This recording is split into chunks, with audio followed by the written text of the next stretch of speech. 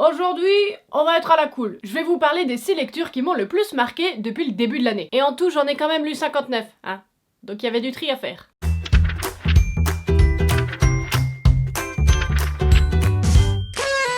Bonjour et bienvenue, ici votre bon vieux Jeannot. Dans cette vidéo, j'avais envie d'aborder avec vous, ma team Jeannot, quelques lectures dont j'ai pas forcément eu l'occasion de parler avant. Sauf si vous me suivez sur Instagram ou Goodreads, où là j'en ai un petit peu parlé, mais sinon je me suis dit, je vais vous en faire une vidéo, c'est le moment parfait, hein. L'été arrive, peut-être que vous cherchez des lectures, et je pense qu'elles seront parfaites pour cet été. Et pour le premier livre à vous présenter, j'ai un petit peu menti, je vous en ai déjà parlé. Bah oui, mais bon, en même temps c'est une lecture qui m'a tellement marqué, on va en reparler rapidement. Et il s'agit bien sûr de Eleanor Oliphant va très bien, de Gail Honeyman. C'est donc l'histoire d'Eleanor, elle a un travail tout à fait banal et elle se fiche bien de ce que peuvent penser les autres d'elle. Sa devise dans la vie, c'est « vaut mieux être seule que mal accompagnée ». Parce que là, on est d'accord, hein. Elle préfère donc passer ses samedis soirs à boire de la vodka. Ah oui.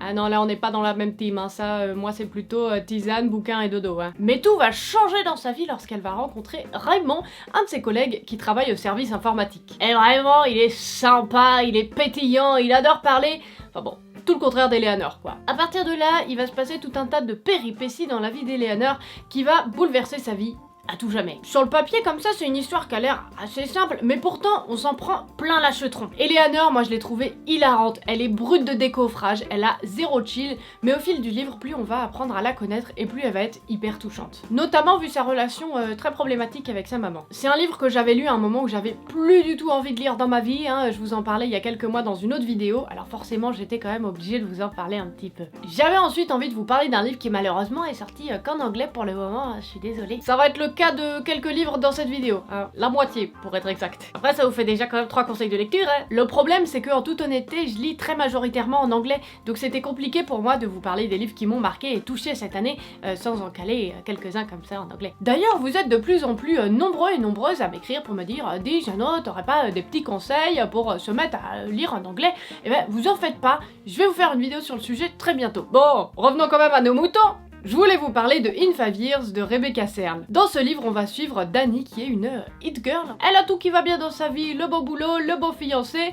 Vraiment, elle est au top, géniale, elle se sent hyper bien dans sa peau. Elle est vraiment à ce stade assez impressionnant où tout est si bien millimétré dans sa vie qu'elle a un plan sur les 5 prochaines années, elle sait tout ce qui va se passer, roule ma poule comme on dit. Sauf qu'un soir, alors qu'elle filait tranquillou au dodo, elle va rêver de ce à quoi pourrait ressembler sa vie dans 5 ans. Et le truc c'est que ça va être hyper chamboulant pour elle parce qu'elle va se réveiller dans un autre appartement et avec une autre bague au doigt. Alors ça lui fait vraiment hyper peur et elle voit pas ça juste comme un rêve, non, pour elle c'est vraiment une projection de ce qui va se passer dans les 5 prochaines années, donc forcément ça chamboule tout ce qu'elle avait prévu. Il va lui arriver tout un tas de choses et un twist assez particulier qui fait que c'est pas le genre de roman d'amour auquel on pourrait s'attendre. Je voulais ensuite vous parler de La Saison des Feux de Céleste Henk. Alors ce livre vraiment ça fait des mois voire des années que je le voyais tourner, hein. Il faisait notamment partie de la sélection des livres du book club de Reese Witherspoon, alors forcément moi j'avais envie de foncer, et ben j'ai foncé, je suis pas déçue. Ce thriller se passe dans une banlieue riche américaine où en apparence tout semble vraiment parfait. On va rencontrer Elena, c'est la femme américaine parfaite avec ses 4 enfants, elle gère sa vie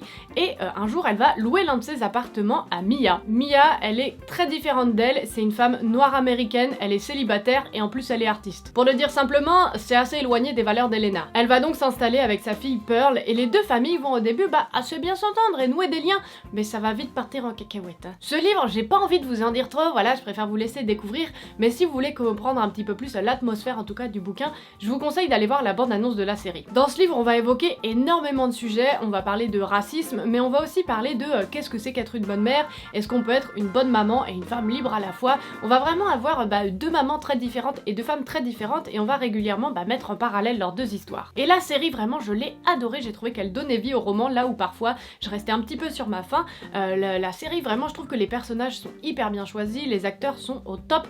Il y a quelques libertés par rapport au livre, mais malgré tout, je trouve que ça se tient. C'est assez cohérent, ça donne presque une nouvelle vie au roman. Moi j'aime bien quand la série et le roman sont pas non plus calqués l'un sur l'autre, qu'il y a des petites libertés, mais que ça passe. Et après ce thriller, on va parler d'une romance, puisque c'est l'autre genre de prédilection pendant l'été, puisqu'il s'agit de The Bromance Book Club de Lisa Kay Adams. C'est l'histoire de Gavin dont le mariage bat de l'aile. Il est à 2 doigts du divorce, clairement. Gavin, pendant des années, il a délaissé sa zouze. Alors bon, faut pas s'étonner non plus. Et ses amis vont essayer de l'aider en lui faisant rejoindre un groupe hyper secret, un club de lecture. Le principe, lire des romans à l'eau de rose pour essayer de reconquérir leur femme. Alors au début je vous le dis, moi quand j'ai vu ça je me suis dit ah bah génial, c'est bien cliché, c'est bien claqué comme idée. C'est pas comme ça qu'il va reconquérir sa femme, Et Gavin non plus, au début il y croyait pas, mais finalement c'est pas les livres en soi le plus important, c'est ce à quoi ça lui fait penser, son chemin de réflexion, et comment il se rend compte qu'il avait clairement laissé sa zouzette de côté quoi. Gavin au début il est assez réfractaire à toute cette idée, et finalement il se rend compte qu'il s'était vraiment oublié en tant que mari quoi. C'est un roman feel good, hyper drôle, qui paye pas de mine comme ça, mais où je trouve qu'il y a des questions hyper intéressantes qui sont abordées, notamment comment retomber amoureux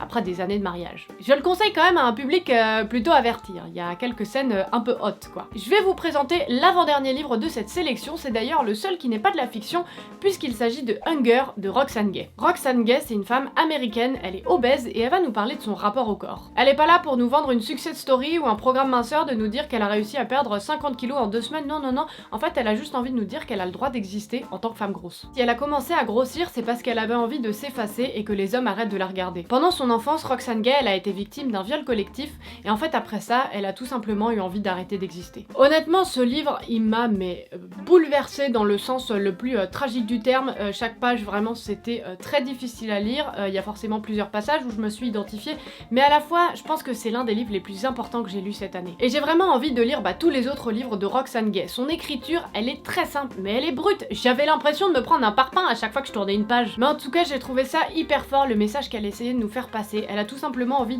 d'exister avec elle-même, de vivre avec elle-même, et d'être plus bienveillante et de se réconcilier avec son propre corps. Et ça, je pense qu'on peut tous y apprendre quelque chose. Et pour finir, je vais vous parler de mon dernier coup de cœur. Il s'agit de Queenie de Candice Carty-Williams. Ce livre, mais j'ai tellement hâte qu'il soit traduit. Je pourrais être vulgaire si YouTube m'autorisait à dire des gros mots sans être démonétisé. C'est l'histoire de Queenie, une anglaise d'origine jamaïcaine qui vit à Londres avec son petit ami Tom. Elle a une bonne carrière, elle se dit plutôt épanouie dans la vie quand même, Queenie. Mais ça va commencer à être le début de la fin, si je puis dire, lorsque Tom va la quitter. Elle va alors se lancer dans plein de mauvaises expériences, notamment sexuelles, alors qu'elle a pourtant un groupe d'amis qui essayent de la tenir comme ils peuvent, mais elle va avoir beaucoup de comportements qui vont être très mauvais pour elle. On va aussi découvrir le racisme qu'elle vit tous les jours, notamment dans ses rencontres, le dating en ligne, ça c'est pas très fun. Et on va découvrir aussi qu'en tant que femme noire, il y a une stigmatisation autour de la santé mentale, et que du coup pendant toute une longue partie du livre, elle va refuser le fait d'aller voir un ou une psychologue. Et entre le début et la fin du livre, elle change tellement, elle reprend sa vie en main, oh là là, mais c'est hyper plaisant à voir quoi. Moi j'avais l'impression que c'était une de mes potes quoi. Il y a certaines pages, j'avais envie de dire vas-y Queenie. C'est donc tout ce que j'avais pour vous aujourd'hui. J'espère vraiment que cette vidéo vous aura plu et que peut-être ça vous aura donné envie de lire certains de ces livres pendant votre été. N'hésitez pas d'ailleurs à me dire quelles sont les lectures que vous avez prévues pour ces prochains mois. Et puis moi, je vous retrouve bientôt dans une prochaine vidéo. Allez, salut! J'espère que cette vidéo t'a plu. Si tu veux en voir plus, tu peux regarder la vidéo de la semaine dernière et même te faire un petit marathon, tu fais ce que tu veux. N'hésite surtout pas à t'abonner et si tu veux me soutenir dans cette folle création de vidéos, tu peux aller jeter un coup d'œil à mes comptes Utip et Tipeee. Et en attendant, si tu veux venir papoter, voici tous mes réseaux sociaux.